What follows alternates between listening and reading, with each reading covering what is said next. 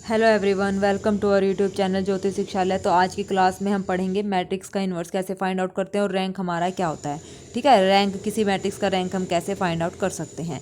तो important class रहेगी आज की भी, तो अच्छे से ध्यान से पढ़िएगा। जो भी ना समझ आए तो आप मेरे को मैसेज कर सकते हैं। ठीक है, मैसेज मैंने आपको बता रखा है, मेरा व्हाट्सअप नंबर आपको दे रखा है। प्रीवियस क्लासेस जिन्होंने नहीं देखी है तो वो देख लेना, वहाँ से आपको सारी जानकारी जो है मिल जाएगी। और टेलीग्राम चैनल ज्वाइन कर लेना। ठीक है, चलिए देखिए क्या कहता है। सबसे पहले मैट्रिक्स के लिए हमें क्या होता है कि एडजॉइंट फाइंड आउट करना होता है। स्क्वायर मैट्रिक्स हमारी होनी चाहिए, सबसे पहली कंडीशन है। किसी भी मैट्रिक्स का इन्वर्स अगर हमें फाइंड आउट करना है तो मैट्रिक्स कैसी होनी चाहिए, हमारे पास स्क्वायर मैट्रिक्स होनी चाहिए। ठीक है, एडजॉइंट मैंने अभी आपको पिछली क्लासेस में बताया था कि एडजॉइंट हम कैसे फाइंड आउट करते हैं। तो एक बार फिर एग्जांपल देख लीजिए कैसे हम एडजॉइंट फाइंड आउट करते हैं। ए मैट्रिक्स है, उसके लिए हम क्या करते हैं, सॉरी एडजॉइंट नहीं मैंने सिखाया था आपको, मैंने आपको सिखाया था कोफैक्टर और माइनर कैसे निकालते हैं। ठीक है, तो कोफैक्टर जो होते हैं वहाँ उनसे बनी जो मैट्रिक्स होती है वो हमारी एडजॉइंट मैट्रिक्स होती है। ठीक है, तो अब देखिए ये एडजॉइंट है, सबका कोफैक्टर हमने निकाला। कोफैक्टर हमारे पास आ जाएगा -1 की पावर में। ठीक है, और एम आई जे यहाँ पे माइनर्स होते हैं, और -1 की पावर आई प्लस जे अगर हम करते हैं तो ये हमारे पास क्या आ जाता है, कोफैक्टर आ जाता है, एडजॉइंट आ जाता है। क्या बोल रही हूँ, कोफैक्टर निकल आते हैं। ए आई जे इज इक्वल टू क्या फॉर्मूला होता है, -1 की पावर आई प्लस जे इंटू में एम आई जे। एम आई यहाँ पे क्या होता है, हमारे पास माइनर होता है। ठीक है, तो ऐसे हमने सारे क्या निकाल लिए, यहाँ से कोफैक्टर निकाल लिए, 3x3 के मैट्रिक्स से इन सबके निकाल लिए। अब हमने क्या करा, इनको A11 A12 A13 इनकी जगह पे इसको रख दिया। मान लो ये हमारा क्या A11, ये A12, ये हमारा A13। ठीक है, तो नंबरिंग वाइज जो थी वो हमने यहाँ पे सारी वैल्यूज रख दी, कोफैक्टर रख दिए। फिर उस मैट्रिक्स का हमने क्या कर दिया, ट्रांसपोज कर दिया। ट्रांसपोज करने के बाद जो हमारे पास मैट्रिक्स आएगी वो हमारी क्या हो जाएगी, एडजॉइंट मैट्रिक्स बन जाएगी। Adjoint is equal to cofactors का क्या होता है, ट्रांसपोज। ठीक है, तो वो हमारा क्या होता है, एडजॉइंट। तो ये हमारा क्या निकला है यहाँ से, एडजॉइंट ऑफ ए यहाँ पे निकल आया। ठीक है, उसके बाद है inverse of A matrix. Matrix का इन्वर्स हम कैसे फाइंड आउट करते हैं, कोई भी हमारे पास n क्रॉस n की मैट्रिक्स है, if there exist n cross n matrix B such that A B is equal to B A is equal to identity. अगर हमारे पास ये कंडीशन है कि दो मैट्रिक्स है हमारे पास और दोनों की प्रोडक्ट क्या है, आइडेंटिटी है, तो वो बी जो होगी हमारे पास वो क्या आ जाएगी, इन्वर्स ऑफ ए बन जाएगा। B is called the inverse of A, यानी कि A is equal to B inverse, इसको हम लिख सकते हैं। तो जो इन्वर्स आएगा वो ए मैट्रिक्स का क्या हो जाएगा, इन्वर्स निकल जाएगा। ठीक है, आ गया समझ में। तो उसके बाद एग्जांपल देखिए, ए मैट्रिक्स ये है, बी मैट्रिक्स ये है। ए बी करने पर और बी ए करने पर हमें क्या मिल रहा है, आइडेंटिटी मिल रहा है। तो जो बी है वो किसका इन्वर्स निकल रहा है, B is the inverse of A and denoted by A inverse. B is inverse of A. ठीक है, ए का इन्वर्स है तो इसको हम क्या, बी का इन्वर्स है तो इसको हम लिखते हैं ए इन्वर्स। तो ए इन्वर्स हमारा क्या आ जाएगा, ये मैट्रिक्स आ जाएगी। ठीक है, लेट थ्योरम है, उसके बाद let A be n square matrix then A into adjoint A. ये मोस्ट इंपॉर्टेंट थ्योरम है, ये रिजल्ट भी मोस्ट इंपॉर्टेंट है। तो क्या होता है, ए इंटू एडजॉइंट ए करो या एडजॉइंट ए इंटू ए करो तो किसके इक्वल होता है, डेटरमिनेंट ऑफ ए इंटू में आइडेंटिटी। और यहीं से हमारा जो है इन्वर्स का फॉर्मूला निकलता है। ठीक है, अगर हमारे पास कंडीशन क्या है, determinant A not equal to 0 है, तो यहाँ से ए इंटू एडजॉइंट ए ये इधर आ जाएगा, डेटरमिनेंट ऑफ ए। तो यहाँ से एडजॉइंट ए इसके अपोन में आ जाएगा, यहाँ से ये हो जाएगा ना, डेटरमिनेंट ये है ए इज इक्वल टू में डेटरमिनेंट ऑफ ए अपोन में एडजॉइंट ए इसके अपोन में आ जाएगा। फिर यहाँ से मैं इसका रेसिप्रोकल कर दूंगी तो ये हो जाएगा 1 अपोन में ए, और ये हो जाएगा हमारे पास एडजॉइंट ऑफ ए, और नीचे आ जाएगा डेटरमिनेंट ऑफ ए। रेसिप्रोकल कर दिया। अब यहाँ पे ए की पावर 1 है तो इसको ऊपर लेके जाऊंगी, ए की पावर -1, यानी कि ये इन्वर्स का साइन हो गया। तो इसका मतलब ए इन्वर्स हमारे पास क्या हो गया, एडजॉइंट ए अपोन में डेटरमिनेंट ऑफ ए। ठीक है, if determinant A is not equal to 0 we multiply adjoint A by 1 by determinant A, we get the inverse of A. Determinant क्या होना चाहिए, अगर नॉन जीरो है तो हम इन्वर्स फाइंड आउट कर सकते हैं, ऐसे ये फॉर्मूला हमारा रहेगा। अगर हमारा डेटरमिनेंट 0 है तो इन्वर्स एग्जिस्ट नहीं करेगा, ये बात आपको याद रखनी है, आगे रिजल्ट भी आ जाएगा। नेक्स्ट हमारे पास है 2x2 मैट्रिक्स का इन्वर्स, इसका डायरेक्ट रिजल्ट है। देखो सबसे पहले तो हम सिंपली क्या करते हैं, जैसे 2x2 की मैट्रिक्स है तो हमारे पास A11 A12 A21 A22 हमने निकाल लिया। फिर उस मैट्रिक्स का क्या कर दिया, ट्रांसपोज, तो हमारे पास ये आ गया। अब इसको याद करने का तरीका देखो, 2x2 मैट्रिक्स को, ये हमारे पास है ABCD, तो आपको क्या करना है, इन दोनों को रिप्लेस करना है, इन आमने सामने वालों को रिप्लेस कर देंगे, D और A से कर दिया। और ये जो नंबर है B और C, इनके आगे सिर्फ नेगेटिव साइन लगाएंगे, ये अपनी जगह पर ऐसे ही रहेंगे। ठीक है, तो इस मैट्रिक्स का अगर हमें इन्वर्स निकालना है, कोई भी 2x2 मैट्रिक्स है तो इन दोनों को एक्सचेंज करो, डी और ए, और इन दोनों के आगे माइनस का साइन लगा दो, -b और -c। तो ये याद करने का तरीका हो जाएगा, ये हमारा क्या आ जाएगा, एडजॉइंट ऑफ ए निकल आएगा। ठीक है, और डेटरमिनेंट क्या होता है हमारे पास, डेटरमिनेंट क्या होगा इस मैट्रिक्स का, ये हो जाएगा ए डी माइनस में बी सी। तो ये हमारा डेटरमिनेंट आ गया समझ में। एडजॉइंट ए निकालने का कितना इजी तरीका है 2x2 मैट्रिक्स का। नेक्स्ट उसके बाद स्टेप दे रखे हैं यहाँ पे, पहले हम फाइंड आउट करेंगे डेटरमिनेंट ए। अगर determinant A not equal to zero है तो हम दूसरे स्टेप पर जाएंगे।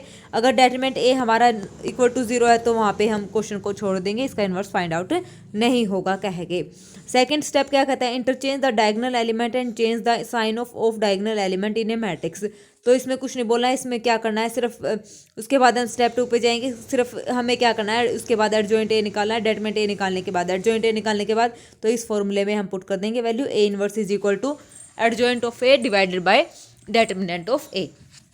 ठीक है, उसके बाद है नेक्स्ट एग्जाम्पल, जैसे ये हमारे पास मैट्रिक्स है, देखो अब इसका एडजॉइंट निकाल लो सीधा सा। एडजॉइंट क्या निकलेंगे, यहाँ आ जाएगा 5, यहाँ आ जाएगा 1, ये हो जाएगा -2, ये हो जाएगा -2, ये हमारा एडजॉइंट आ गया।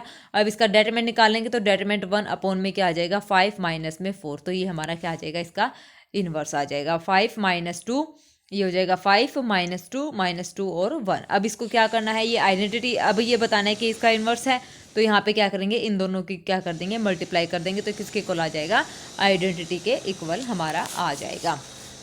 ठीक है, आगे समझ में। Next property of A inverse of A matrix. Matrix की प्रॉपर्टी क्या कहती है, अगर हमारा डेटरमिनेंट नॉन जीरो है, कोई दो मैट्रिक्स है उन दोनों का डेटरमिनेंट नॉन जीरो है, तो उसका मतलब ए बी का जो इनवर्स होगा वो हमारे पास क्या हो जाएगा, वो हो जाएगा बी इनवर्स और ए इनवर्स के बराबर। दूसरा, अगर डेटरमिनेंट नॉन जीरो है, A B is equal to A C है, तो इसका यहाँ से इम्प्लाई करेंगे, कैंसिलेशन ला हम लगाएंगे, प्री कैंसिलेशन ला, तो b इज इक्वल टू क्या हो जाएगा, c हो जाएगा। थर्ड रिजल्ट क्या कहता है, अगर determinant A not equal to zero है तो ए इनवर्स का इनवर्स ए होता है, ट्रांसपोज का इनवर्स या इनवर्स का ट्रांसपोज करो, दोनों क्या होते हैं, बराबर होते हैं। Let A is a 2x2 matrix, then i plus A क्या होगा, i प्लस में a डेटरमिनेंट है, तो उसको डेटरमिनेंट सोल्व कर लेंगे, 1 प्लस में डेटरमिनेंट ऑफ ए हमारा हो जाएगा। तो if trace of A is equal to, देखो अभी कल हमने एक क्वेश्चन किया था जिसमें हमारे पास ऐसे था, डेटरमिनेंट ऑफ i प्लस में ए इज इक्वल टू 1 प्लस में डेटरमिनेंट ऑफ ए, ये फॉर्मूला था ना, कल हमारा रिजल्ट था, ये क्वेश्चन था, तो उसमें हमारा क्या आया था, trace of A is equal to 0। ठीक है, जब मैंने प्रॉपर तरीके से इस आपको करवाया था, तो देखो if and only if trace of A अगर हमारा 0 है तो ये रिजल्ट अप्लाई होगा, अगर ये रिजल्ट है तो ट्रेस ऑफ ए क्या आ जाएगा, 0। ये देखो आ गया ना क्वेश्चन वही। और जब मैं एग्जाम्पल से करी थी तो एग्जाम्पल वहाँ पे डिस्कार्ड करा था, डेटरमिनेंट हमारा 0 निकल रहा था। ठीक है, तो शायद वो क्या पता मेरे एग्जाम्पल जो मैंने लिया था उसमें कैलकुलेशन में गलती हुई या कुछ भी हुआ हो, तो ट्रेस हमारा, ये रिजल्ट आप याद रखना है, ट्रेस हमारा क्या आएगा, 0 आएगा। कल वाला क्वेश्चन का ही ये देखो यहाँ पे बकायदा रिजल्ट मिल गया है। ठीक है, अब गलती नहीं करनी है। चलिए next, inverse of 3x3 matrix का क्या करते हैं, इनवर्स सबसे पहले डेटरमिनेंट निकालो, डेटरमिनेंट निकाल दिया तो इनवर्स हमारा क्या कर गया, एग्जिस्ट कर दिया, एग्जिस्ट कर गया तो एडजॉइंट ऑफ ए, देखो यहाँ पे एडजॉइंट ए क्या होगा, ट्रांसपोज करके लिखा है a11 a12 a13 ऐसे लिखा है, नहीं तो पहले ऐसे था, ऐसे लिखते थे ना, फिर उसका क्या करते थे, ट्रांसपोज करते थे। अब इसने क्या लिखा है, सीधा लिख दिया एडजॉइंट ए का फॉर्मूला, a11 a12 a13 21 22 23 31 32 33, सारी वैल्यूज निकाल दी और क्या कर दिया, डिवाइड कर दिया डेटरमिनेंट ऑफ ए से, तो ये हमारा क्या आ गया, आंसर आ गया। 3x3 मैट्रिक्स का इनवर्स हमारा निकल गया। अब है रो इक्विवेलेंट फॉर्म या इक्विवेलेंट फॉर्म हमारी क्या होती है, matrix is said to be row equivalent form if it satisfy the given 2 condition, जो 2 कंडीशंस को क्या करती है, सेटिस्फाई करती है। सबसे पहली condition, all 0 rows are at the bottom of the matrix, जो हमारी 0 हैं वो सारी क्या होनी चाहिए, bottom of the matrix, matrix के बॉटम में होनी चाहिए, किसकी, रो की। द लीडिंग कोफिशिएंट, जो लीडिंग कोफिशिएंट है यानी कि the first non zero element also called the pivot, जो नॉन जीरो एलिमेंट बचेगा वो पिवोट कहलाएगा हमारे पास, और लीडिंग कोफिशिएंट होगा वो उस मैट्रिक्स का। Of A non zero row is always strictly to the right to the leading coefficient of previous row. ठीक है, leading coefficient of the previous row, तो ऐसे चलेगा। देखो एग्जांपल देखो, ये हमारे पास ए मैट्रिक्स है, the matrix A is an equivalent form में लिखे, देखो स्टार्टिंग वाला जो लीडिंग जो कोफिशिएंट है वो क्या है, नॉन जीरो है, और ये क्या है, इसका पीवोट है, क्या है, पीवोट। नीचे बॉटम क्या है, सारी जीरोज है, इसमें 2 है, जीरोज है, फिर उसके बाद ये वाला 2 है, 0 है, और ये वाला 3 है तो 0 है, तो मतलब नीचे वाली एंट्रीज क्या होनी चाहिए, 0 होनी चाहिए। रो कोई भी हम रो ले लें उसके नीचे की एंट्री क्या होनी चाहिए, 0। ठीक है, तो ये हमारे पास क्या है, the matrix A is in equivalent form since 0 row is in the last row and the pivot in second row is right to the first row, तो 0 row is in the last row. जो zero रो बनेगी वो क्या है, ये वाली last row है जिसमें सारी क्या है, जीरो है। The pivot in second row, second row हमारी ये है, ठीक है। Second row is right to the first row, और फर्स्ट की क्या है, राइट है। तो पीवोट इसका क्या क्या निकलेगा हमारा, 2 होगा या 3 होगा, ये मेरे को कमेंट करके बताना है, ठीक है। चलिए नेक्स्ट हमारे पास है रो रिड्यूस इक्विवेलेंट फॉर्म। क्या होती है, it is also called a row reduce equivalent form with 2 additional coefficients conditions. तो pivot must be equal to 1, जो पी वोट होगा वो मस्ट बी इक्वल टू 1 होगा। तो इसमें पी वोट हमारा क्या है, 1 है, और मस्ट बी इक्वल टू 1 होना चाहिए, वही हमारा क्या होगा, पी वोट होगा। उसके बाद इसने क्या बोला है, each column that contains P vote has 0 entries everywhere. तो जो पी वोट कंटेन करता है ना, मतलब जो 1 है रो में, किसी भी रो में अगर 1 है तो उसके नीचे के एंट्रीज क्या होनी चाहिए, सारी 0 होनी चाहिए। ये बात इसने यहाँ पे बोली है। तो अब ये देखिए 1 के नीचे की एंट्री सारी क्या है, 0 है, ठीक है। बाकी से हमें कोई फर्क नहीं पड़ता है। ओके, नेक्स्ट हमारे पास है procedure to convert a matrix in equivalent form. Equivalent form में हम कैसे मैट्रिक्स को कन्वर्ट करते हैं। तो सबसे पहले हम क्या करते हैं, फाइंड आउट करते हैं पीवोट को। The first non zero element in the first column, यानी कि prefer 1। If it is not in the first row the interchange row, तो हमें क्या करते हैं, इंटरचेंज करेंगे। मतलब जो फर्स्ट रो है उसमें हमें पीवोट मिलना चाहिए, फर्स्ट एलिमेंट, यानी कि 1 हमें मिलना चाहिए। अगर हमें ऐसा नहीं मिल रहा है तो हम ढूंढेंगे और उसको क्या कर देंगे, आपस में इंटरचेंज कर देंगे, ठीक है। तो उसके बाद हम ऐसे ही रिपीट करते रहेंगे। तो देखिए एग्जाम्पल, हमारे हमारे पास ये गिवन है फर्स्ट, क्या कहता है ए, ये हमारे पास गिवन है। तो इसमें देखिए अब स्टार्टिंग में 1 होना चाहिए, 1 तो है नहीं, तो हम इसको क्या करेंगे, एक्सचेंज करेंगे। किससे,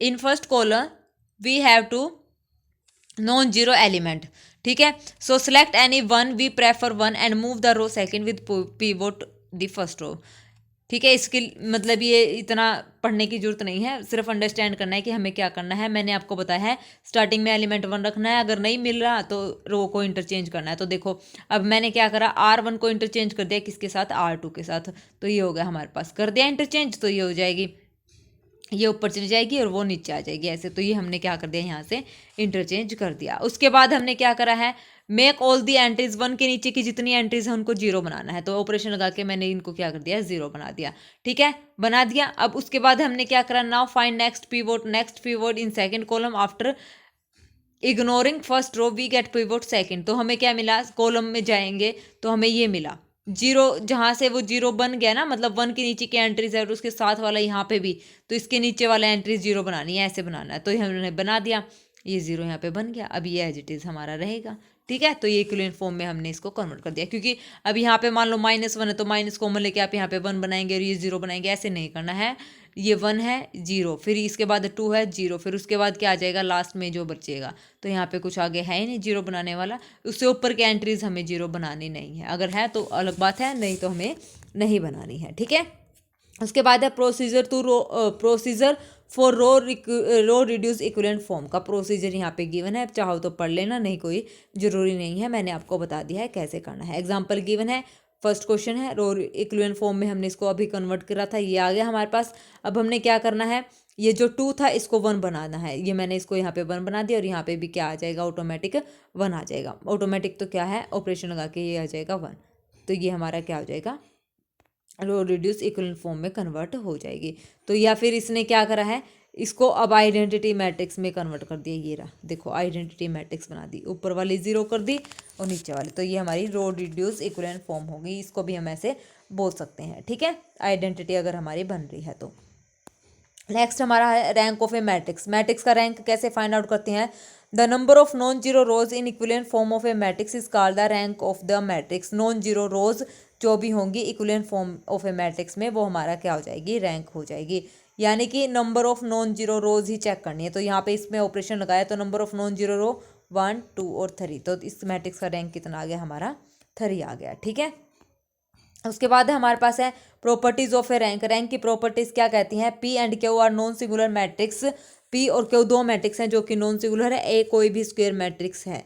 तो then rank of P A is equal to rank of A is equal to rank of Q, क्या होते हैं, बराबर होते हैं। रैंक जो होगा पी मैट्रिक्स का ए के साथ अगर मैं मल्टीप्लाई कर दूँ, या रैंक क्यू मैट्रिक्स का ए के साथ अगर मैं मल्टीप्लाई कर दूँ, तो रैंक जो ए मैट्रिक्स का रहेगा वही हमारा इसका रैंक रहेगा, ठीक है, ये बात यहाँ पे बोली है। एग्जाम्पल के लिए इसने ए, पी और क्यू 3 मैट्रिक्स ले ली, ये हो गया है हमारा रैंक ऑफ कितना है, नॉन जीरो रोज 2, और यहाँ पे भी नॉन जीरो क्या बनेगी 2, तो ए हमारा मैट्रिक्स का क्या रैंक है यहाँ से 2 है। ठीक है, रैंक ऑफ ए मैट्रिक्स 2 कैसे है, रैंक ऑफ ए इसका सोल्व करना पड़ेगा नॉन जीरो ऑपरेशन लगा के, तो ये हो जाएगा 2 - 2 और 4 - 4 0, तो इस मैट्रिक्स का रैंक कितना है 1 है। ठीक है, ऑपरेशन लगा के नॉन जीरो रोज चेक करनी है, तो इसमें जीरो रो हमारी आ रही है, तो रैंक ऑफ ए कितना हो गया 1 हो गया, तो इनका रैंक ऑफ पी ए और रैंक ऑफ क्यू ए भी कितना आएगा 1 आएगा। ठीक है, नेक्स्ट रिजल्ट हमारा क्या कहता है, rank of A B is less than equal to minimum of, अगर हमारे पास 2 मैट्रिक्स हैं उनका रैंक हमें बताना है तो क्या होगा, मिनिमम होगा किसका, रैंक ऑफ ए और रैंक ऑफ बी, दोनों का रैंक निकालो, जो मिनिमम वैल्यू है वही हमारा रैंक ऑफ ए बी यहाँ पे रहेगा। नेक्स्ट हमारे पास है rank of A is equal to rank of A transpose matrix का रैंक और सिंपल मैट्रिक्स का जो रैंक रहेगा वो क्या रहेगा, सेम रहेगा। अगर ए मैट्रिक्स इन्वर्टिबल है तो रैंक उसका क्या रहेगा, फुल, यानी कि एन के बराबर रहेगा। ए इन्वर्टिबल मतलब अगर किसी मैट्रिक्स का डेटरमिनेंट नॉन जीरो है तो उसका रैंक क्या रहेगा, जितने ऑर्डर की वो मैट्रिक्स है, मान लो एन ऑर्डर के हैं तो एन उसका रैंक यहाँ पे रहेगा। उसके बाद next result, 4 square matrix A and B of A same order. ठीक है, ए और बी हमारे पास स्क्वायर मैट्रिक्स है जिसका ऑर्डर क्या है, सेम है, तो यहाँ से हमारे पास क्या रहेगी, rank of A B is greater than equal to rank of A plus में रैंक ऑफ बी माइनस में एन। जब इस मैट्रिक्स इन दोनों का सम में से मैं ऑर्डर मैट्रिक्स का ऑर्डर माइनस कर दूँ तो वो क्या हो जाएगी, greater than less than equal to हो जाएगी किससे, रैंक ऑफ ए बी से। ठीक है, आगे समझ में, रैंक ऑफ ए बी से वो क्या हो जाएगी हमारी, लेस देन हो जाएगी, लेस देन इक्वल टू। ठीक है, नेक्स्ट हमारे पास क्या है result, if A is not equal to zero matrix then rank of A is not equal to zero, only null matrix has rank zero. अगर हमारे पास कोई भी ए मैट्रिक्स है जो कि नॉन जीरो है तो उस मैट्रिक्स का जो रैंक है वो भी क्या रहेगा, नॉन जीरो रहेगा, एक्सेप्ट मतलब नल मैट्रिक्स को छोड़ के। नल मैट्रिक्स का रैंक क्या होता है हमारा, जीरो होता है। Rank of A plus B क्या होता है, rank of less than equal to rank of A plus rank of B. Rank of A minus B is greater than equal to rank of A minus rank of B, और rank of A भी अभी पढ़ा था, minimum of rank of A और rank of B. Rank of A यहाँ पे M है और ये एन है, इन दोनों का मिनिमम। ठीक है, और उसके बाद रैंक ऑफ ए ट्रांसपोज ए अगर हम करें या ए ट्रांसपोज करें तो जो रैंक ऑफ एक्चुअल मैट्रिक्स था वही हमारा रैंक यहाँ पे आएगा। ठीक है, प्रोडक्ट में इंपॉर्टेंट रिजल्ट था ये भी। नेक्स्ट हमारे पास क्वेश्चन है, let J denotes the matrix of order n cross n with all entries 1 and let J be A 3n cross 3n matrix. B हमारे पास क्या गिवन है, 3n क्रॉस 3n की मैट्रिक्स हमारे पास गिवन है। तो देखो मैं इसको यहाँ से कैसे सोल्व करती हूँ, जे इसने बोला है कि मैट्रिक्स है n order n cross n की, मैंने 1 क्रॉस 1 ऑर्डर की ले ली जिसकी सारी एंट्रीज 1 है, तो बी इज इक्वल टू ये हो जाएगा 0 0 1, एन को मैंने यहाँ पे 1 ले लिया, 0 1 0 0 0 ये 1 ये हो जाएगा 0। ठीक है, और ये 3 क्रॉस 3 के मैट्रिक्स, तो इसका रैंक फाइंड आउट करना है। नंबर ऑफ नॉन जीरो रोज यहाँ पर कितनी है, नंबर ऑफ नॉन जीरो रोज 1 2 और 3 कितनी है 3, तो इस मैट्रिक्स का रैंक कितना आ गया यहाँ पे 3 आ गया। ठीक है, आ गया समझ में। एन इज इक्वल टू मैंने 1 लिया है तो एन इज इक्वल टू 1 रखने पर तो रैंक ऑफ बी हमारा कितना आ रहा है 3 आ रहा है, तो यहाँ से 2 1 जा 2, ये तो गलत है, ये 2 भी गलत है, 3 में से 1 माइनस करेंगे तो 2, ये भी गलत है, तो 4th ऑप्शन यहाँ पे करेक्ट रहेगा। ठीक है, आ गया समझ में। चलिए आप यहाँ पे एन को 2 भी ले सकते हो, 2 क्रॉस 2 ऑर्डर की मैट्रिक्स बनेगी, तो जे हमारे पास बनेगी क्या 1 0 0 1, सारी एंट्रीज क्या है इसकी 1 है, ये हो जाएगा 1 1 1 1 और 1, ये मैट्रिक्स हमारी आ जाएगी 2 क्रॉस 2 की जब मैं लूँगी एन को, तो यहाँ पे जब मैं पुट करूँगी तो उस हिसाब से आप इसको सोल्व कर लेना। इसका रैंक ही हमारा कितना आएगा, हमेशा 3 ही पॉसिबल है। ठीक है, आ गया समझ में। चलिए नेक्स्ट, let A B 5 cross 5 matrix and B B obtain by changing 1 element of A and R and S be the rank of A and B. जो हमारे पास मैट्रिक्स है उसका रैंक हमारे पास कितना है, ए एंड बी। ठीक है, R and S sorry A और बी मैट्रिक्स का रैंक हमारे पास कितना है, आर और एस हमारे पास यहाँ पे गिवन है। तो हमें क्या बताना है, विच of the following statement is true, तो यहाँ पे कौन सी स्टेटमेंट ट्रू है। ठीक है, तो बताइए कौन सी स्टेटमेंट यहाँ पे ट्रू रहेगी।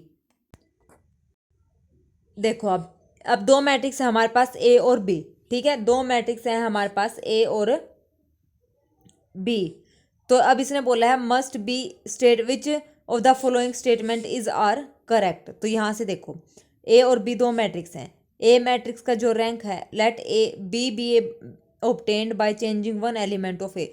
तो ए मैट्रिक्स से ही हमारी क्या मैट्रिक्स बनी है, बी मैट्रिक्स बनी है। तो वहाँ से हमारा जो है रैंक भी चेंज हो जा रहा है। तो रैंक ए मैट्रिक्स का आर हो रहा है और बी मैट्रिक्स का हमारा एस हो रहा है। तो इसका मतलब जो हमारा रैंक बनेगा वो क्या बनेगा, एस माइनस आर का mod less than equal to 1, या तो 1 के बराबर होगा या 1 से छोटा होगा, इन दोनों का, क्योंकि बी से ए से ही बी निकल के हमारा आ रहा है। ठीक है, तो ये रिजल्ट यहाँ पे लगेगा, mod of S minus R is less than equal to 1। तो यहाँ से हो जाएगा S minus R less than equal to 1 और ग्रेटर देन इक्वल टू -1। तो -1 प्लस में R less than equal to S which is less than equal to 1 plus में R. Option देखो, S is less than equal to first option और यहाँ पे -1 plus में R greater than equal to S. तो first और second option यहाँ पे करेक्ट है। ठीक है, अगर कोई मैट्रिक्स किसी मैट्रिक्स से ऑब्टेन्ड मतलब मिल के बने हैं, कोई भी एक एलिमेंट को चेंज करके वो बनती है और रैंक में अलग अलग डिफरेंस आता है, तो वहाँ से हम क्या करेंगे, जो दोनों का रैंक आया है उनको माइनस करेंगे, डेटमेंट मतलब माइनस करके मोड लगाएंगे और वो हमेशा क्या रहेगा, लेस देन इक्वल टू 1 रहेगा। नेगेटिव तो कभी आएगा नहीं, इसलिए मोड हम लगाते हैं, नेगेटिव आ भी जाए तो वो मोड में क्या हो जाएगा, पॉजिटिव हो जाएगा। ठीक है, तो हम क्या करते हैं, हमारा रिजल्ट क्या है, दोबारा ध्यान से सुनना एक लाइन। इफ ए मैट्रिक्स, मान लो कोई भी मैट्रिक्स है, डी उसका नाम है, is obtained from A matrix A, जो मैट्रिक्स डी है वो ए से मिलकर बनी, मतलब ए से निकल के आई है। ठीक है, और वहाँ पे क्या है हमारे पास, जोड़ तोड़ कर मतलब हमने बना दी डी मैट्रिक्स, तो वहाँ पे जो हमारा रैंक आएगा ना, तो रैंक ऑफ डी माइनस में रैंक ऑफ ए का मोड क्या रहेगा, हमेशा लेस देन इक्वल टू 1। ठीक है, लेस देन इक्वल टू 1। एक मिनट, 1 कैसे, 1 एलिमेंट तो चेंज हुआ, लेस देन इक्वल टू के आएगा।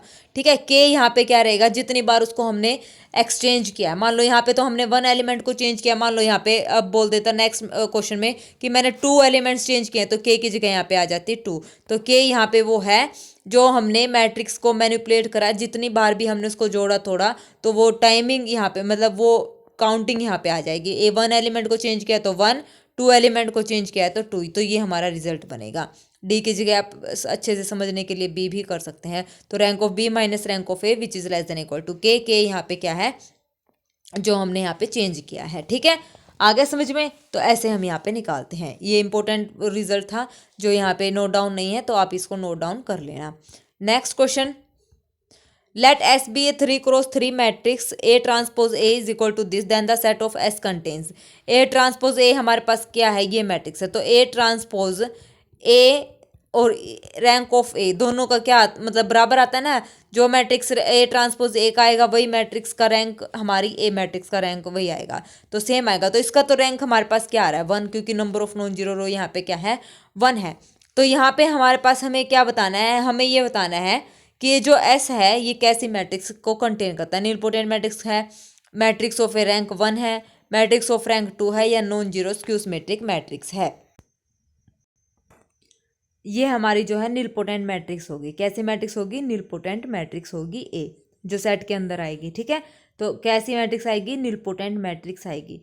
ये ए के बारे में बताना था, तो बाकी ये आप लोगों के लिए होमवर्क रहेगा, ये आप मेरे को बताना है कि कैसे ये नीलपोटेंट मैट्रिक्स है। ठीक है, नेक्स्ट नहीं होगा तो फिर जो है कमेंट बॉक्स में कमेंट करके बता देना, तो मैं कल इसको एक्सप्लेन कर दूंगी। ठीक है, बाकी इसका आंसर रहेगा ए, नीलपोटेंट मैट्रिक्स है। सारी चीज़ें मैंने आपको यहाँ पे बता दिया है, तो अब वो फाइंड आउट करना कि नीलपोटेंट कैसे हैं, ये आपका काम है, क्योंकि नीलपोटेंट मैट्रिक्स के बारे में मैं आपको पढ़ा चुकी हूँ, रैंक के बारे में मैं पढ़ा चुकी हूँ, और ये रिजल्ट के बारे में मैं आपको बता चुकी हूँ। तो थोड़ा बहुत आप भी अपना माइंड को जो है शार्प कीजिएगा, क्वेश्चन करिए, तो माइंड तभी शार्प होगा जब हम ज़्यादा से ज़्यादा क्वेश्चन प्रैक्टिस करेंगे, क्वेश्चन निकालेंगे, तो माइंड पे प्रेशर आएगा, तो उस हिसाब से आपको खुद ही करना है ये। ठीक है, सारी चीज़ें मैंने आपको बता रखी है, कुछ भी इसमें नया नहीं है। आंसर भी मैंने आपको बता दिया, नीलपोटेंट मैट्रिक्स है। ठीक है, आप इसको कल मेरे को बताएंगे हुआ या नहीं हुआ, बाकी मैं फिर करवाऊंगी। नेक्स्ट देखिए, let A B A 4x7 real matrix and B B A 7x4 क्या है, real matrix, such that A B is equal to identity 4। A B किसके इक्वल है, हमारे पास I4 के इक्वल है।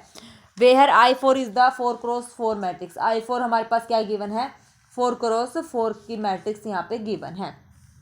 ठीक है, तो which of the following is are always true, तो हमेशा क्या ट्रू रहेगा। देखिए, अभी आपने अभी रिजल्ट करा, रैंक ऑफ ए हमारे पास क्या आएगा, देखो रैंक ऑफ ए क्या रहेगा, लेस देन इक्वल टू 4 रहेगा, क्योंकि 4 क्रॉस 7 की है, तो वही ऑब्वियस सी बात है, 4 रोज है, नंबर ऑफ नॉन जीरो रोज हमें बतानी है, तो 7 कॉलम है, कॉलम का तो अभी कोई काम नहीं है, तो 4 ही हमारे पास रो है। अब 4 में से या तो पूरी नॉन जीरो 4 ही हो सकती हैं, 4 से छोटी, तो रैंक ऑफ ए हमारा लेस देन इक्वल टू 4।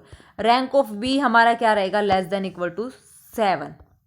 अब लेस देन इक्वल टू 7 क्यों है, क्योंकि इसमें 7 रो हैं और 4 कॉलम है। अब ये बताइए 7 क्रॉस 4 की मैट्रिक्स में रैंक क्या 7 आ सकता है? देखो जैसे ये है 1 2 3 4 5 और 6, ठीक है, ये मैट्रिक्स है, इसमें कितने होगा 1 2 3 4 5 6, 2 रो और 3 कॉलम, एक हमने ज़्यादा लेना है, तो ये हो जाएगा 5 और 6, मैंने ऐसे ले लिया, ठीक है। तो एक ये हो गया 2 रो और हमारा कितना हो गया 4 कॉलम, 1 2 3 और 4 कॉलम, और हमें लेनी है ज़्यादा रो, तो इसका मतलब हम ऐसे करें। देखो रैंक, ये तो आपको समझ आ गया ना, ये तो rank of A less than equal to 4 रहेगा। रैंक ऑफ बी मैं आपको समझाने के लिए एक मैट्रिक्स ले रही हूँ, 1 2 3 4 5 और 6, ये हो गया हमारे पास, ठीक है।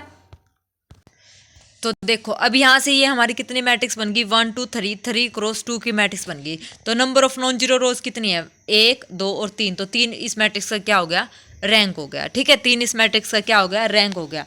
आ गया समझ में? तो इस हिसाब से रैंक ऑफ बी हमारा क्या हो गया, लेस देन इक्वल टू 7 हो गया। अब हमें रैंक ऑफ ए बी, हमारे पास आइडेंटिटी 4 गिवन है, तो रैंक ऑफ ए बी हमारे पास क्या मैट्रिक्स गिवन है, I4 1 0 0 0 1 0, ये इस टाइप से 0 0 1 0 0 0 0 1, ये गिवन है। तो इसमें तो नॉन जीरो रोज कितनी है, 4 ही हैं, तो इस मैट्रिक्स का रैंक कितना है, रैंक ऑफ ए बी हमारा क्या हो जाएगा, और रैंक ऑफ ए बी क्या होता है हमारे पास, less than equal to minimum of rank of A और रैंक ऑफ बी, तो लेस देन इक्वल टू कितना है 4, रैंक ऑफ ए बी कितना आ जाएगा, लेस देन इक्वल टू 4 हो जाएगा। लेकिन ये किसके इक्वल है, आइडेंटिटी 4 के इक्वल है, तो रैंक ऑफ ए बी हमारा कितना हो गया, यहाँ से 4 हो गया। रैंक ऑफ ए बी किसके इक्वल आ गया, हमारा 4 के इक्वल आ गया। तो एक कंसेप्ट यहाँ पे क्या यूज होगा, यहाँ पे यूज होगा हमारा रैंक नलिटी थ्योरम, जिसमें रैंक ऑफ ए प्लस में नलिटी ऑफ ए किसके इक्वल होता है, हमारे पास एन के इक्वल होता है, नंबर ऑफ कॉलम्स जो होते हैं, एन यहाँ पे होता है नंबर ऑफ कॉलम्स, ठीक है।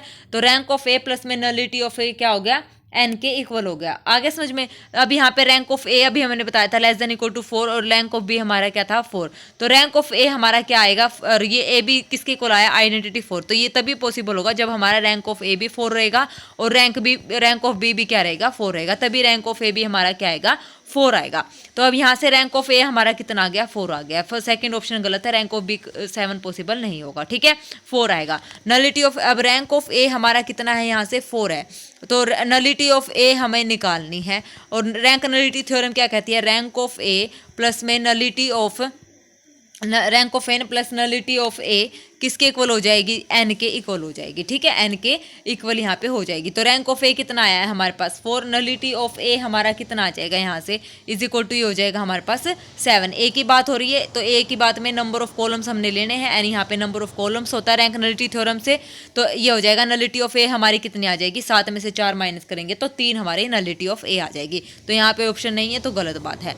तो दूसरा बी में क्या करेंगे, बी में भी यही रिजल्ट, रैंक ऑफ बी कितना है हमारा 4, प्लस में nullity of B is equal to number of columns कितने हैं यहाँ पे 4, तो प्लस में नलिटी ऑफ बी हो जाएगी इज इक्वल टू 4, तो नलिटी ऑफ बी हमारा कितना आ गया, यहाँ से 0 आ गया। तो थर्ड ऑप्शन यहाँ पे करेक्ट, फर्स्ट और थर्ड हमारा यहाँ पे क्या हो गया, करेक्ट हो गया है, ठीक है। उसके बाद इसने क्या बोला है, फर्स्ट और थर्ड हमारे यहाँ पे कलेक्ट हो गया। बी रैंक ऑफ जो बी ए है इज इक्वल टू I7, क्या बी ए I7 के बराबर आएगा, जब ए बी ही हमारा आइडेंटिटी 4 आ रहा है, तो ए बी और बी ए क्या होते हैं, बराबर होते हैं। ए बी और बी ए क्या होती है, प्रोडक्ट क्या होती है इनकी, बराबर होती है। जितने क्रॉस मैट्रिक्स की यही, जितने क्रॉस की मैट्रिक्स आएगी उतने ही ऑर्डर की ये मैट्रिक्स होगी बी ए, तो कोई फर्क नहीं पड़ेगा ना। तो 7 की कैसे हो जाएगी, जब ये 4 ही ऑर्डर की मैट्रिक्स है, तो ए बी ये गलत है, B A is equal to I7 नहीं आएगा। तो इसका फर्स्ट और थर्ड ऑप्शन यहाँ पे करेक्ट होगा। आई होप आप समझ गए होंगे मैं जो एक्सप्लेन आपको करना चाह रही थी, ठीक है। फिर भी नहीं समझ आए तो फिर कमेंट बॉक्स में कमेंट करके पूछ लेना। ये दिसंबर 2014 में हमसे पूछा था, 4.75 मार्क्स का ये क्वेश्चन था, 4.75 मार्क्स का। तो फर्स्ट और थर्ड ऑप्शन यहाँ पे करेक्ट है। आई होप मैंने इसको अच्छे से एक्सप्लेन किया होगा और आपको समझ भी आ गया होगा, ठीक है। नेक्स्ट है, what is the rank of the following matrix. इस मैट्रिक्स का हमें क्या बताना है, रैंक आपने बताना है। तो देखो ऑपरेशन लगाओ यहाँ से, तो मैंने क्या करा, फर्स्ट में से माइनस कर दिया, 0, 2 में से गया 1 1 1 1, ये आ गया। अब मैंने फिर ये 1 स्टार्टिंग, मतलब इसमें से ही माइनस कर रही हूँ मैं इन सबको फर्स्ट रो में से, तो ये हो जाएगा 1 1, 3 में से गया ये 2 2 2, ठीक है। फिर यहाँ पे 0, फिर 2 में से 1 गया 1, 3 में से 1 गया 2, 4 में से 1 गया 3, 3, फिर 0, ये हो जाएगा हमारे पास 1, 3 में से 1 गया 2, 4 में से 1 गया 3, 5 में से 1 गया क्या आ जाएगा 4, 1 2 3 4 ये आ जाएगा। अब क्या करें, अभी क्या करें, इसमें से करो, ये इस सेकंड में से माइनस करो। 2 में से 1 गया यहाँ पे 1, फिर 2 में से 1 गया 1, 2 में से 1 गया 1, फिर ये 0, 2 में से 1 गया 1, 3 में से 1 गया 2, 3 में से 1 गया, ऐसे ऑपरेशन लगाना है। ऑपरेशन से आप इसको कर लेना, ज़्यादा लंबा चौड़ा हो जाएगा, ठीक है। तो ऑपरेशन से आप ये ट्राई करना और इसका आंसर बता देना कि इसका रैंक क्या आएगा, ठीक है। कर लोगे। चलिए next question. Let m and r be the natural numbers. Let a be m cross n real matrix such that a of a dash की power r is equal to i, where i is m order identity matrix. We can conclude that i हमारे पास क्या है, m order की matrix है। Such that हमारे पास क्या है, a ऑफ a मैट्रिक्स और उसका ट्रांसपोज और उसकी पावर r, यहाँ पे कोई भी नंबर हो सकता है और हमें मिल रहा है ऐसा करके आई m का मतलब m ऑर्डर की आइडेंटिटी मैट्रिक्स हमें यहाँ पर मिल रही है। तो अब हमें यहाँ से क्या कंक्लूजन निकालना है कि m और n बराबर होंगे, इनका ट्रांसपोज ये a into A transpose invertible होंगे या ये इन्वर्टिबल होगी। अगर m n बराबर है तब ये देन जो है a इन्वर्टिबल होगा। तो ये आप लोग खुद ट्राई करेंगे एग्जाम्पल से, ठीक है। जैसे मैं एग्जाम्पल लेती हूँ वैसे ही आपने ये कर लोगे ट्राई, ठीक है। चलिए फिर ये आगे कुछ एक और क्वेश्चंस हैं, तो पहले आप वो क्वेश्चन कीजिएगा फिर मैं ये क्वेश्चन कराऊंगी। कितने क्वेश्चन हैं, लगभग ये सारे अब क्वेश्चन ही चल रहे हैं। हाँ, फिर उसके बाद हमारा वेक्टर्स आ जाएगा, आर एन में वेक्टर्स हम पढ़ेंगे। तो सबसे पहले आप लोग ये पढ़ें, ये मतलब जो 2-4 क्वेश्चन है ना ये करिए, क्योंकि डेली का काम डेली करना है, ज़्यादा टाइम नहीं है। अगर हम स्किप कर देंगे तो फिर वो होगा ही नहीं, वो स्किप का मतलब स्किप ही रहेगा, ठीक है। तो ये 2-4 क्वेश्चन है, ये हम कल की क्लास में डिस्कस करेंगे। आज आपने बस इतना ही करना है, जो मैंने आपको 2 क्वेश्चन होमवर्क दिए हैं वो वाला, ठीक है। तो एक क्वेश्चन हमारा ये है, ये आपको चेक करके बताना है। एक आपको ये बताना है, इसका रैंक निकालना है। दूसरा ये मैंने आपको समझा ही दिया। तीसरे की मैंने आपको हिंट दी। 3 क्वेश्चन है, अच्छे से करना। नहीं होंगे तो फिर कल मैं यहाँ से लेके सारे क्वेश्चंस आपको कल करवा दूंगी। फिर नेक्स्ट टॉपिक हम वेक्टर्स पर चलेंगे, ठीक है। मैट्रिक्स का हमारा कंप्लीट हो जाएगा। जो 1-2 टॉपिक हैं जो रिजल्ट है स्किप हुए हैं तो वो मैं आपको करवा दूंगी, ठीक है। चेक करके कि क्या रह गया क्या नहीं, सिलेबस चेक करूंगी मैं, फिर उस हिसाब से देख के आपको बता दूंगी, ठीक है। जो भी रिजल्ट क्वेश्चंस में यूज़ हो रहे हैं वो भी मैं आपको साथ के साथ बता रही हूँ। तो प्लीज़ बच्चों अच्छे से कर लेना। और ये नेट का एग्ज़ाम है तो मेहनत करना है, ठीक है। ऐसे नहीं है कि भी हाँ हमने कर लिया बस हो जाएगा, ऐसे नहीं होगा। जितनी ज़्यादा मेहनत करोगे उतना ही मेहनत का फल हमें मिलेगा, ठीक है ना। और लाइटली तो बिल्कुल नहीं लेना है, क्योंकि नेशनल लेवल का एग्ज़ाम है, नेट है, ठीक है। अच्छे से क्वालिफाई करना है। और जो भी दिक्कत लगे, कोई भी परेशानी लगे तो बार बार मैं आपको डेली बता रही हूँ, 8295477631 ये मेरा नंबर है, व्हाट्सअप नंबर है। PDF अगर आपको चाहिए लीनियर अलजेब्रा के या कॉम्प्लेक्स के तो आप ले सकते हैं। अदरवाइज़ आप इस नंबर पर अपने डाउट्स वगैरह, जो मेरी वीडियोस के डाउट हैं वो आप मेरे को बता सकते हैं, फ़ोटो खींच के भेज सकते हैं, स्क्रीनशॉट लेके भेज सकते हैं। तो नेक्स्ट वीडियो में आपका जो है डाउट क्लियर हो जाएंगे, ठीक है। और अब एक ज़रूरी बात है एस्टेट वालों के लिए, एस्टेट की क्वेश्चन प्रैक्टिस सीरीज़ अब मैं जल्दी ही शुरू करवाऊंगी। कल से या परसों से जैसे भी टाइम शेड्यूल बनेगा तो जल्दी ही शुरू हो जाएगी, ठीक है। तो टेंशन मत लेना। एस्टेट PGT का मैथ का एग्ज़ाम हमारा आने वाला है, तो हम इसकी भी एक क्लास डेली लेंगे, ठीक है। डेली हमारी इसकी क्लास रहेगी, लेकिन उसमें हम सिर्फ क्वेश्चंस प्रैक्टिस करेंगे ताकि हमारा जो है सिलेबस रिवीजन हो जाए। बाकी मैंने सारा सिलेबस यहाँ पे अच्छे से आपको सारे टॉपिक करवा रखे हैं, तो वो वीडियोस देख लेना। मैराथन क्लासेस करवा रखी हैं इंपॉर्टेंट चैप्टर्स की, वो देख लेना। अब डेली इंपॉर्टेंट क्वेश्चंस आपको करवाए जाएंगे, ठीक है। तो 1-2 दिन में आपके एस्टेट PGT की क्लास भी शुरू हो जाएंगी। और जिन बच्चों ने मेरा चैनल सब्सक्राइब नहीं कर रखा है तो प्लीज़ मेरे चैनल को सब्सक्राइब कर लें, ताकि आपको अपडेट्स मिलती रहें टाइम टू टाइम। और वीडियोस अच्छी लगती हैं तो लाइक भी करें और शेयर भी करें अपने दोस्तों के साथ, ठीक है। तो चलिए फिर आज के लिए बस इतना ही। Thank you very much, have a nice day.